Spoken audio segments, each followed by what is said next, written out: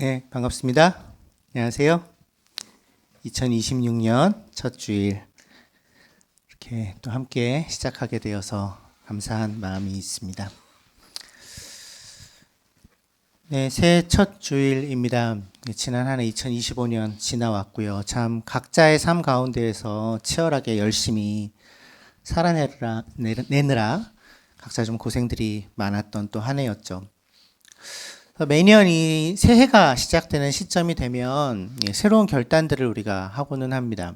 작심삼일이 지나갔지만 보통 더 나은 사람이 돼야 되겠다 이런 다짐들이죠. 올해는 살을 더 빼야 되겠다라든가 또는 영적으로는 더 깊이 기도하는 사람이 되겠다라든가 가족에게 더 다정하게 대하는 사람이 되겠다라든가 이제 늦잠 자지 말아야지 이런 게으름을 끊고 더 나은 사람이 되어야지 되겠다 이런 다짐들 를 이제 새해마다 사실 우리가 반복하는데 나이가 먹으면 먹을수록 그조차 좀 잘 안 하는 것 같아요. 왜냐하면 실패가 너무 많이 쌓여서 그 결심이 무너지는데 그렇게 오랜 시간이 걸리지 않았다는 것을 우리는 경험적으로 알기 때문에 통계적으로도 새해 결심을 한 그 사람들을 이렇게 조사해 봤을 때 80%가 한 달이 채 지나기 전에 실패한다 이렇게 얘기하더라고요. 그래서 곧 우리에게 익숙한 어떤 실패감, 좌절감을 경험하게 되고는 하죠. 작년의 나로 다시 돌아가 있는 날, 재작년의 나로 다시 돌아가 있는 날을 발견하고는 합니다. 그래서 그럴 때 이제 자책하는 마음이 들죠. 나 왜 이렇게 의지가 약하지? 나 왜 이렇게 또 실패하지? 내 신앙이 왜 자라지 않지? 나 왜 인격적으로 이렇게 성숙하지 않지? 왜 이렇게 성장하지 않고 그대로지? 왜 그렇게 계속 실패할까요? 의지력이 약해서인가요? 신앙이 충분히 자라지 않아서인가요? 노력이 충분하지 않아서일까요? 제가 최근에 읽고 있는 책이 있는데 이제 변화면역이라는 책이에요. 로버트 캐건이라는 하버드 대학 발달 심리학 교수가 쓴 책인데 이러한 문제에 대해서 굉장히 좀 중요한 통찰들을 좀 주더라고요. 우리가 변화에 실패하는 굉장히 중요한 이유가 결단을 못해서가 아니고 문제의 성격을 오해하고 있기 때문이다라고 얘기를 해요. 이 책 앞부분에 그 얘기가 나오는데 다른 학자의 이론을 인용해서 얘기한 거기는 한데 우리가 다루는 여러 문제들을 두 가지로 나눌 수 있대요. 첫 번째는 기존의 어떤 매뉴얼, 지식 또는 의지를 발휘해서 적용하면 해결되는 과제들이 있답니다. 기술적 과제들. 어떤 게 있을까요? 컴퓨터가 고장나면 수리공을 부르면 되고, 지식이 부족하다 그러면 책을 읽고 공부를 하면 되고, 이런 것들이 이런 기술적인 도전 과제들인 거죠. 노력하고 시간을 들이고 의지를 발휘하면 해결할 수 있는 것들. 근데 그걸로 안 되는 것이 있다는 거예요. 두 번째 영역. 적응적 도전 과제라고 얘기를 하는데 우리의 정체성이나 우리의 사고방식이나 우리의 가치관이나 우리가 가지고 있는 신념 체계가 바뀌어야만 바뀌는 영역이 있다 라고 얘기를 하더라고요. 우리가 자주 실패하는 이유가 적응적 도전 과제를 사실은 우리의 신념 체계가 바뀌어야지 바뀔 수 있는 문제인데 우리가 자주 그 기술적 도전 과제로 다루기 때문이다. 그러니까 더 애쓰지 않아서 더 노력하지 않아서 내가 노하우가 부족해서 공부를 안 해서 이거를 못하는 거야 라고 착각하고 있는 것이 의미 있는 변화가 일어나지 않는 중요한 원인이다라고 얘기를 해요. 예를 들어 신앙이 성숙하는 것, 더 성숙한 인격이 되는 것, 기술적 도전 과제입니까? 적응적 도전 과제입니까? 자, 다시 설명드릴게요. 기술적 도전 과제는 지식을 쌓거나 의지를 발휘하거나 노력을 하거나 그러면은 바뀔 수 있는 것. 이게 기술적인 도전 과제, 테크니컬하게 바뀔 수 있는 것. 적응적 도전 과제는 내 몸이, 내 존재가 새롭게 적응해야만 변할 수 있는 도전 과제들이에요. 신앙이 성장하는 거는 우리는 흔히 그래 더 예배에 열심히 나오고 더 기도를 많이 하고 더 성경도 많이 읽고 그러면 신앙이 자랄 거야 라고 흔히 생각하는데 사실은 그게 아니라는 거죠. 신앙이 성장하고 인격이 성숙하는 건 적응적 도전 과제라는 겁니다. 존재의 변화가 필요하다는 거예요. 신념체계가 바뀌어야 된다는 것입니다. 내 안의 작동 원리가, 운영체제가 바뀌어야 바뀔 수 있는 부분이라는 거예요. 그래서 진정한 변화를 이루기 위해서 우리에게 굉장히 중요한 것이 기술적으로 모든 것이 해결 가능하다라는 신념을 버리는 것인 거죠. 노력하면 된다고 생각하는 것, 다 된다고 생각하는 것. 이렇게 접근하면 다른 사람들에게 대해서도 굉장히 쉽게 정죄하는 태도를 취하기가 쉽죠. 제가 저런 모습으로 계속 머물러 있는 거는 노력하지 않아서 그래. 더 시간을 들이지 않아서 그래. 더 애쓰지 않아서 그래. 그래서 인격이 성숙하지 않는 거야. 그래서 신앙이 자라지 않는 거야. 더 열심을 내서 예배에 참석하지 않아서 그러는 거야. 그게 아니라는 겁니다. 그래서 이 책을 읽으면서 이거는 꽤 중요한 통찰을 우리에게 준다라는 생각이 들었고, 그러면서 동시에 떠올랐던 성경 구절이 로마서 7장이었어요. 로마서 7장이 정확하게 이 얘기를 하고 있거든요. 바울이 율법을 지키려고 애를 썼던 바리새파 출신의 사람이었죠. 율법을 잘 알기도 했고, 그러니까 변화는 그 율법을 열심히 지키는 것으로 가능하다라고 믿어왔던 사람인데, 그게 아니구나, 그럴 수가 없구나 라는 것을 대면하는 장면이 로마서 7장에 등장합니다. 우리 본문 같이 한번 읽어볼까요? 로마서 7장 15절에서 24절입니다. 같이 읽겠습니다. 시작. 나는 내가 하는 일을 도무지 알 수가 없습니다. 내가 해야겠다고 생각하는 일은 하지 않고 도리어 해서는 안 되겠다고 생각하는 일을 하고 있으니 말입니다. 내가 그런 일을 하면서도 그것을 해서는 안 되겠다고 생각하는 것은 곧 율법이 선하다는 사실에 동의하는 것입니다. 그렇다면 그와 같은 일을 하는 것은 내가 아니라 내 속에 자리를 잡고 있는 죄입니다. 나는 내 속에 곧 내 육신 속에 선한 것이 깃들여 있지 않다는 것을 압니다. 나는 선을 행하려는 의지는 있으나 그것을 실행하지는 않으니 말입니다. 나는 내가 원하는 선한 일은 하지 않고 도리어 원하지 않는 악한 일을 합니다. 내가 해서는 안 되는 것을 하면 그것을 하는 것은 내가 아니라 내 속에 자리를 잡고 있는 죄입니다. 여기에서 나는 법칙 하나를 발견하였습니다. 곧 나는 선을 행하려고 하는데 그러한 나에게 악이 붙어 있다는 것입니다.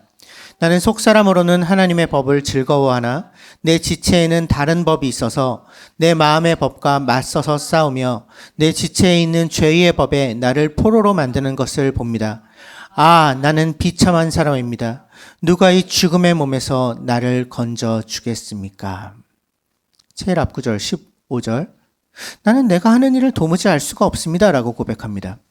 이어서 얘기합니다. 해야 되겠다고 생각하는 일이 있는데 그것은 하지 않고 해서는 안 되겠다고 생각하고 있는 일을 실제로 하고 있는 자신의 모습에 대해서 얘기해요. 여기서 바울이 해야 하는 일이라고 생각하고 있는 것은 분명하죠. 율법을 지키는 선한 삶입니다. 해서는 안 된다고 생각하는 일은 그 반대로 율법을 어기는 죄 가운데에 거하는 삶이죠. 무슨 일을 해야 되는 것인지 무슨 일을 하지 말아야 되는지 모르는 게 아니에요. 알아요. 우리도 사실은 다 알아요. 그것을 안다는 것은 율법이 선의 기준을 제시한다는 것에 동의하고 있기 때문이다라는 말 또한 16절에서 하고 있는 거죠. 알다에 해당하는 헬라어가 기노스코라는 단어인데 단순한 지식적 알미 아닙니다. 경험적이고 관계적인 알을 얘기하는 단어예요. 기노스코라는 단어는. 그러니까 내가 왜 이러는지 도무지가 알 수 없다라는 이 바울의 말은 내 행동의 이 인과관계를 나의 경험으로도 나의 지식으로도 내가 그동안 맺어왔던 관계의 방식으로도 도무지 설명할 수도 없고 나 스스로도 이해할 수가 없다라는 얘기예요. 알 만큼 아는 게 분명한데 머리로는 그리고 애쓸 만큼 애써왔는데 수고해왔는데 의지력을 발휘해왔는데 내가 왜 이렇게 반복적으로 실패하고 있는지 나는 도무지 모르겠다라는 거죠. 우리도 이런 경험을 자주 합니다. 무엇이 나에게 좋은 일인지를 알아요. 어떤 것이 선한 것인지를 압니다. 무엇을 하지 않아야 나를 지킬 수 있는지, 나의 관계를 지킬 수 있는지 거의 알아요. 그런데 그걸 아는 대로 살지를 못하죠. 내가 나를 통제할 수 있다는 어떤 믿음, 열심을 내고 의지를 발휘하면 달라질 수 있다는 신념, 이것이 신화 같은 이야기가 되어버리는 경험들을 자주 마주합니다. 그러니까 자아 통제의 신화가 무너지는 순간, 우리는 이성이 우리의 욕망을 통제할 수 있다고 믿고 싶어 하지만 내가 마음만 먹으면 끊을 수 있어. 이 중독적인 행동을. 내가 결심만 하면 해낼 수 있어. 이렇게 생각하지만 하지만 바울이 얘기하는 것은 뭐냐면 그 믿음이 환상이라는 겁니다. 그럴 수 없다는 거예요. 무엇이 선한 것인지 몰라서 죄 짓는 게 아니라는 겁니다. 무엇을 더 배우고 더 의지력을 발휘하고 노력을 해서 해결되는 문제가 아니라는 말을 하고 있는 거예요. 바울이 그 실패의 원인을 뭐라고 지적합니까? 17절과 18절이죠. 그렇다면 그와 같은 일을 하는 건 내가 아니라 내 속에 자리를 잡고 있는 죄다. 내 속에, 내 육신 속에 선한 것이 깃들여 있지 않고 그래서 선한 행하라는 의지는 있지만 그것을 실행하고 있지는 않는 거다. 도리어 내가 원하는 선한 일을 하지 않고 원하지 않는 악한 일을 하고 있는 거다. 이렇게 얘기하고 있어요. 내 육신 속에 선한 것이 깃들여 있지 않다. 여기서 육신이라는 단어는 단순히 우리의 이 물리적인 육체만을 얘기하는 것이 아니라 성경에서 얘기하는 육신은 하나님을 떠나서 살아가는 죄된 인간의 본성, 그것을 육신이라고 표현합니다. 타락한 본성. 하나님 없이도 살 수 있다고 믿고 살아가는 자기중심적인 어떤 시스템. 이게 육신이에요. 그래서 이것을 우리는 죄라고 하죠. 우리가 알고 있다시피 죄의 핵심은 자기중심성이다. 하나님 없이 스스로 나의 주인이 되어서 통제하려고 드는, 다른 사람도 통제하려고 드는 그 자기중심성. 그래서 바울이 17절과 20절에서 내 속에 자리 잡고 있는 죄가 나를 조종하고 있다라고 얘기하고 있죠. 바울은 인정하고 있습니다.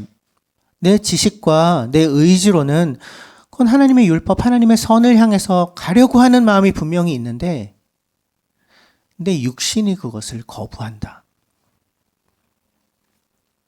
나의 원함과 내가 실제로 살아내는 그 실행 사이에 결단을 더 열심히 하는 것으로 메울 수 없는 큰 간극이 존재한다는 것입니다. 우리는 뭔가 새로운 일을, 새로운 변화들을 나에게 일으키기 위해서 뭘 해야 되지를 보통 고민하지만 바울은 왜 그렇게 할 수 없지를 질문하고 있는 거예요. 왜 나는 항상 이런 방식으로만 반응하고 있지? 왜 나는 항상 이런 방식으로만 작동하고 있지? 이것이 바울이 자신의 문제를 적응적 도전 과제로 라는 것을 발견하는 지점이죠. 많이 알아도, 애를 많이 써도, 노력을 많이 해도 바뀔 수 없는 내 안에 육신이라고 표현되어 있는 이 시스템, 그 자기중심적 시스템, 이 바뀌지 않으면 제자리로 돌아볼 수밖에 없다는 얘기를 하고 있는 것입니다. 21절에서 23절에 그 얘기를 더 자세하게 해요. 그 내면에서 작동하는 이 시스템들을, 두 개의 시스템을 얘기하면서 이제 법이라는 단어를 얘기합니다. 노모스라는 단어인데 나는 21절에서 23절 같이 한번 읽어볼까요? 21절부터 23절 시작. 여기에서 나는 법칙 하나를 발견하였습니다. 곧 나는 선을 행하려고 하는데 그러한 나에게 악이 붙어 있다는 것입니다.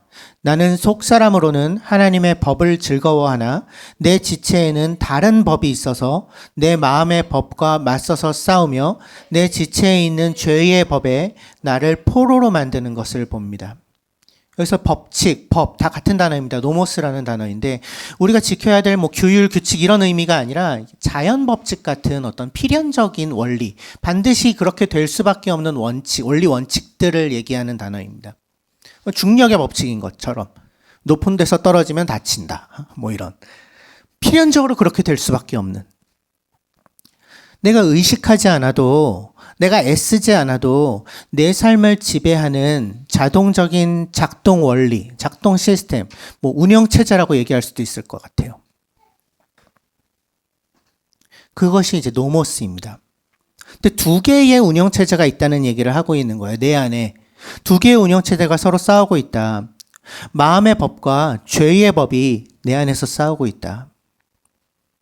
치열한 전투를 벌이고 있다. 두 개의 운영체제가 내 안에서 충돌을 일으키고 있다.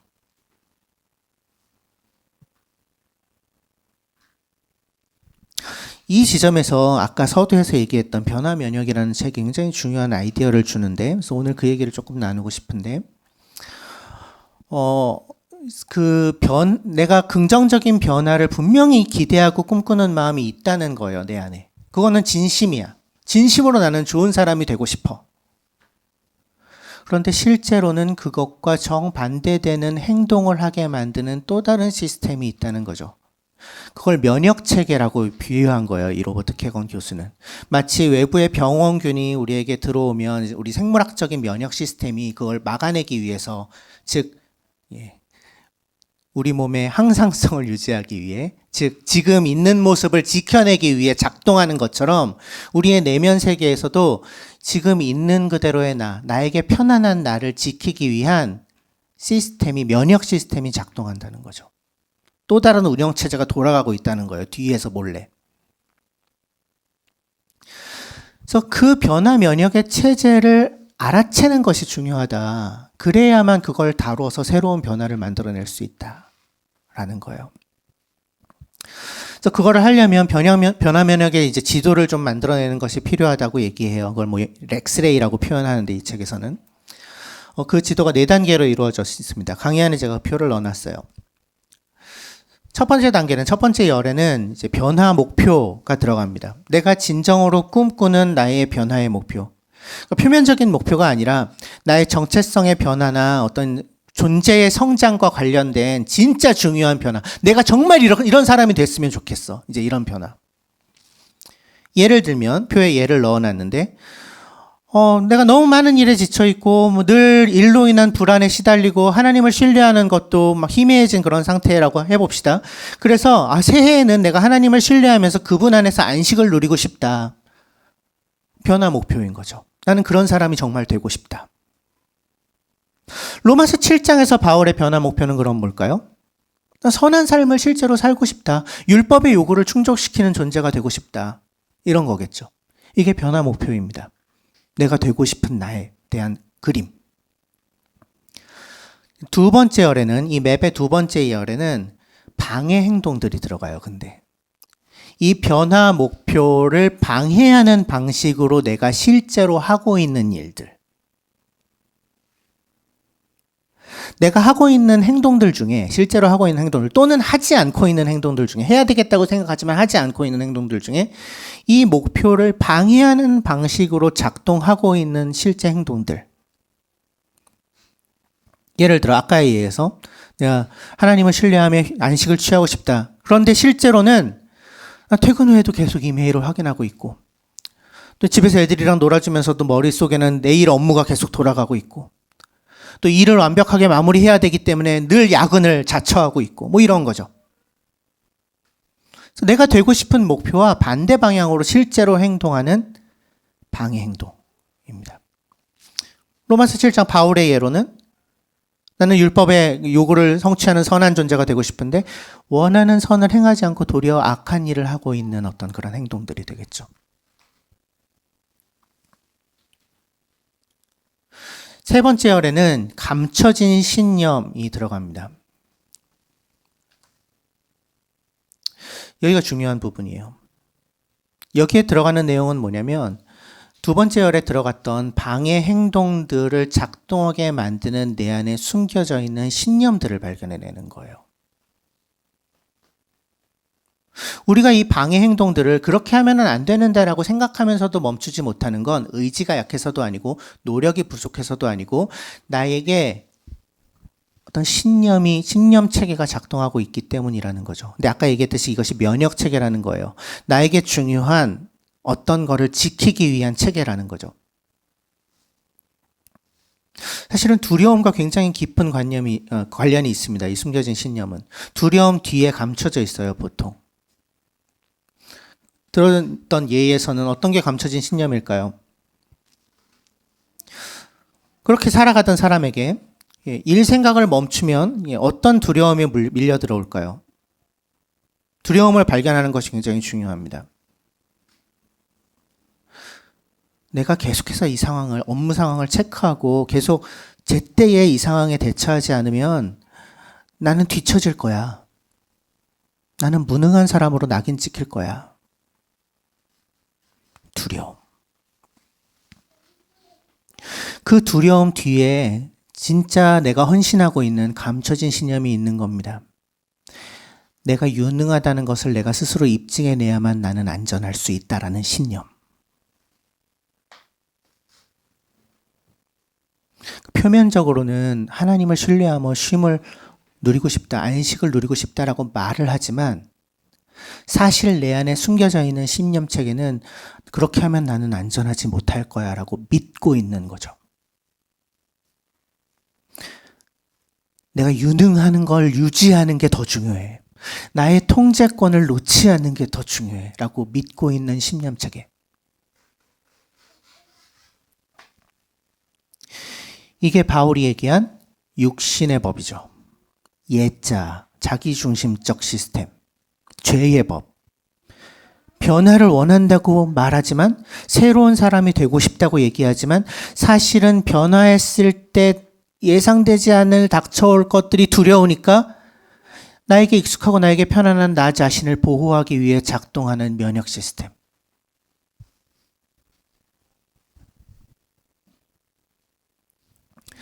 네 번째 열에는 이제 대전제라는 것이 들어갑니다. 이 3열에 들어간 감춰진 신념을 정당화시키는 나의 근본적인 가정이에요. 내가 근본적으로 갖고 있는 어떤 가정, 세상을 바라보는 세계관. 마치 하나님의 말씀처럼 절대적인 진리라고 내가 사실은 믿고 있는 어떤 것. 변화 목표를 이루려고 작동하는 운영체제와 정반대로 작동하는 또 하나의 운영체제가 이 대전제입니다. 죄의 법. 예를 들어 예시에서 이 뒤에 이런 사람의 뒤에서 작동하고 있는 대전제는 뭐냐면 만약 내가 내 삶에 대한 통제를 놓으면 나는 망할 거야.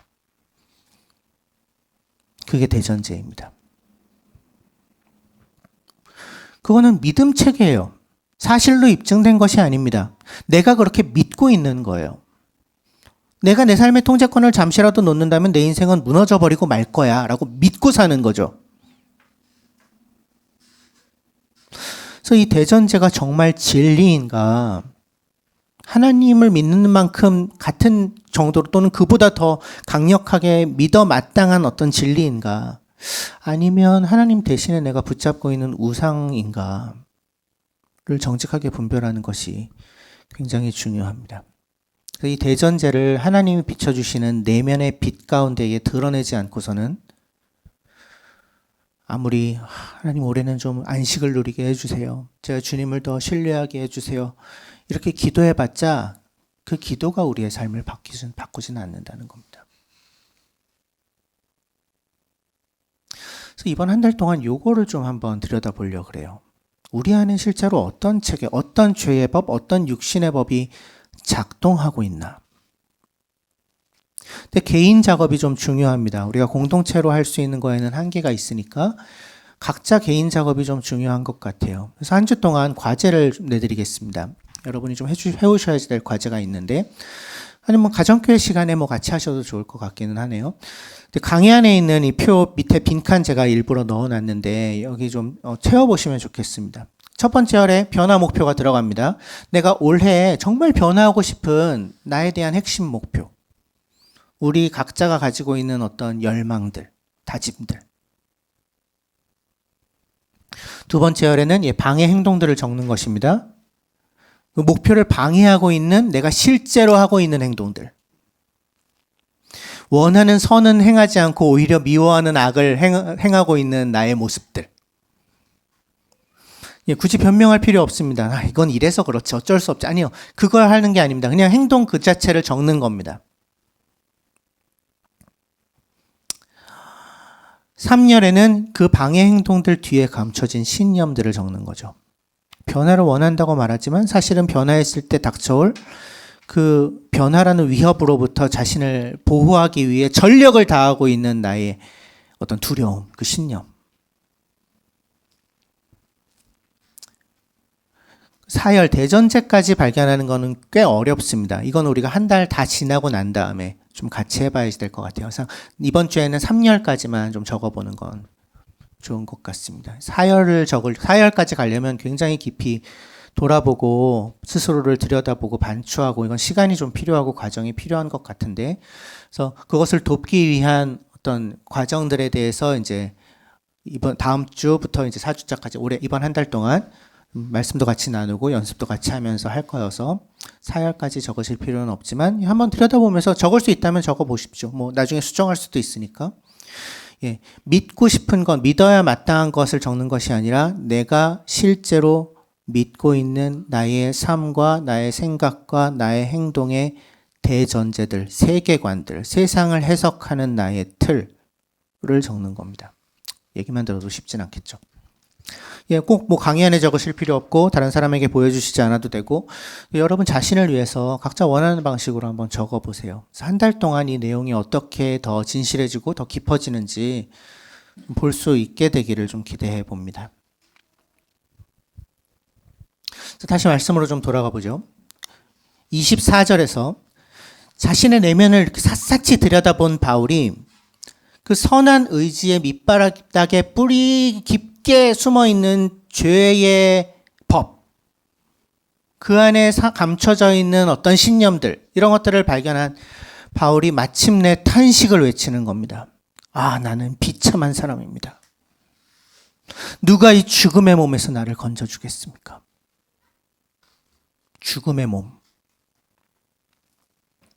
여기에 대해서 여러 가지 해석이 있는데 어떤 해석을 따르면 어떤 학자들은 로마의 형벌 중에 살인자에게 그가 죽인 그 피해자의 시체를 동염해서 그 시체가 썩어 문드러질 때까지 같이 다니게 하는 형벌이 있었다고 얘기해요.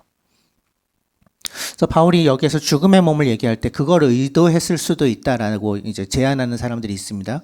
근데 뭐 그렇지 않은지는 알 수 없는데 정확하게 알 수 없지만 어쨌든 바울이 느끼는 그 무게감은 그만큼 무거운 거죠.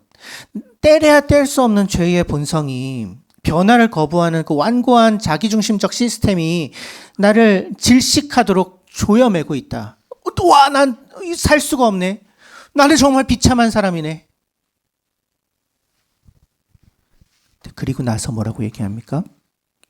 누가 이 죽음의 몸에서 나를 건져주겠습니까? 이 질문은 굉장히 중요한 질문입니다. 내가 어떻게 해야 이 죽음의 몸에서 놓여날까가 아닙니다. 누가 나를 이 죽음의 몸에서 건져줄 수 있을까입니다. 여기에서 바울의 이 탄식이 단순한 비참한 어떤 패배의 선언이 아니게 됩니다. 나는 나의 구원자가 될 수 없구나 라는 솔직한 항복의 선언이죠. 내 힘으로, 내 의지력으로, 나의 노력과 내 결단으로 이 감춰져 있는 신념을 부술 수가 없다라는 것을 정직하게 인정하고 그것을 할 수 있는 외부의 누군가, 나를 구원해 내줄 수 있는 누군가에게 도움을 청하는 그 순간이 구원의 문이 열리게 되는 순간입니다. 내가 더 할 수 없구나에 처절하게 마주해야만 구원자를 부르짖게 됩니다. 내 힘으로는 할 수 없기 때문에 나를 건져줄 내 밖에 계신 구원자를 갈망하게 되는 것이니까요. 그래서 나는 비참한 사람입니다. 누가 나를 이 죽음의 몸에서 건져주겠습니까? 라는 이 탄식은 나는 이제 이전에 살던 방식으로는 살지 않겠습니다. 나는 어떤 외부의 구원자의 도움을 받겠습니다라는 선언인 거죠. 사실 진정한 의미에서의 회심이 여기에서부터 시작되는 거죠.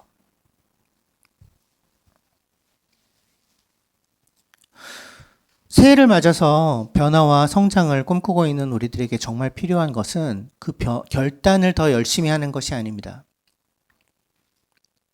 해야 되는 일의 목록을 정하는 것이 아닙니다. 우리에게 진짜 필요한 건 운영체제를 바꾸는 것입니다. 즉, 진정한 회심입니다. 결단과 회심은 전혀 다른 것입니다. 결단은 여전히 내가 주인이 되는 것입니다. 내가 주체가 돼서 내가 이렇게 살아보겠다라고 의지를 다지는 것이 결단입니다. 회심은 다릅니다. 회심은 나의 마음의 주인이 바뀌는 것입니다. 새로운 기술을 습득하는 것이 아니라 나의 존재의 운영체제를 내가 통제하는 시스템으로부터 하나님의 은혜로 돌아가는 시스템으로 완전히 교체하는 것이 회심입니다. 그래서 그래서 이 진정한 회심이 결코 뭐 한두 번 설교 들었다고 완성되지 않습니다. 우리 내면의 이 변화 면역의 체계가 생각보다 너무 견고하기 때문이죠. 그래서 이번 한 달 동안 이 변화의 면역 체계를 다루고 깨뜨리는 영적 여정을 좀 같이 떠나려고 하는데, 오늘 이 지도에 대해서 간략한 개념적인 얘기들을 좀 설명해 드렸다면 3주 동안 이 지도를 들고 더 좀 깊이 탐색해 들어가려고 그래요. 그래서 두 번째 주에는 주보에 이제 그 한 달의 설교 제목들이 나와 있으니까, 두 번째 주에는 우리가 진실하게 자기 자신을 마주하는 것을 연습해 보려고 합니다. 하나님 앞에서 나의 숨겨있는 내 안에 어떤 감춰진 신념들이 무엇인지를 드러내는 어떤 용기를 내는 것에 대해서 얘기할 거고요. 3주 차에는 하나님이 비춰주시는 내면의 빛에 나를 내어드리는, 그 비추는, 그 방어기제, 나의 시스템을 허무는 그 빛에 마주하는 것에 대한 얘기를 할 거고요. 4주 차에는 작은 어떤 순종, 실천들, 내가 오늘 마주한 작은 빛에 반응하는 작은 순종들에 대한 이야기들을 할 것입니다. 그렇게 이 변화면역 체계를 차츰차츰 무너뜨려 나가는 것을 연습하려고 그래요. 그래서 이번 한 달의 시간 동안,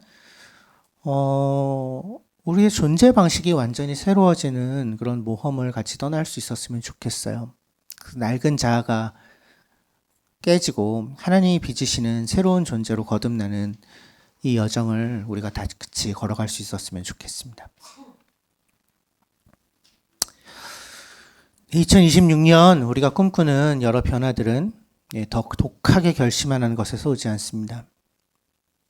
변화는 나의 감춰진 신념과 대전제에 뭔가 문제가 있다라는 것에 대면하는 것으로부터 시작합니다. 그걸 인정하는 것으로부터 시작합니다. 내가 나의 삶을 통제하지 않으면 망할 거야와 같은 그런 왜곡된 신념에 마주해야 되는 거죠. 왜냐하면 그것이 진실이 아니기 때문입니다. 하나님은 우리가 자고 있을 때도 일하시는 분이고 우리가 손에서 힘을 뺄 때 더 강하게 역사하시는 분이라고 성경이 정확하게 얘기해주고 있으니까요. 그래서 그 하나님 앞에 정직하게 나아가는 것이 중요합니다. 더 나은 사람이 되고 싶다라는 그 목표 뒤에 숨겨져 있는 나를 방어하려고 드는 그 감춰진 신념들이 무엇인지, 내가 하나님께조차 온전히 내어 맡기고 있지 않은 그 불안과 두려움이 무엇인지,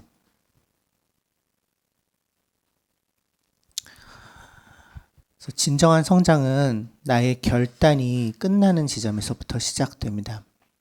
아무것도 하지 말라는 얘기가 아니고요. 그렇게 포기하라는 얘기가 아니고, 나를 보호하려고 드는 그 낡은 신념 체계를 과감하게 해체하고 나의 삶을 하나님께 온전히 내어 맡기는 적극적이고 치열한 믿음의 모험이 필요합니다.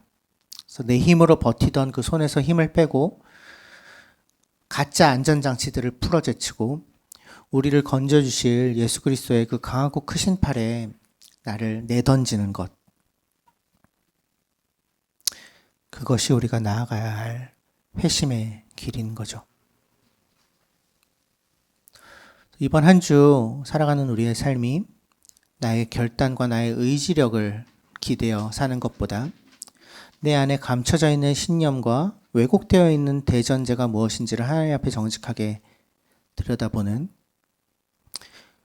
내 힘으로 그것을 해결하는 것이 아니라 나를 이 죽음의 몸에서 건져주실 구원자를 기대하며 그분께 손을 내미는, 그분의 은혜의 통치 아래로 그래서 걸어 들어가는 진정한 회심의 삶의 한 조각들이 되기를 간절히 소망합니다. 잠시 침묵하겠습니다.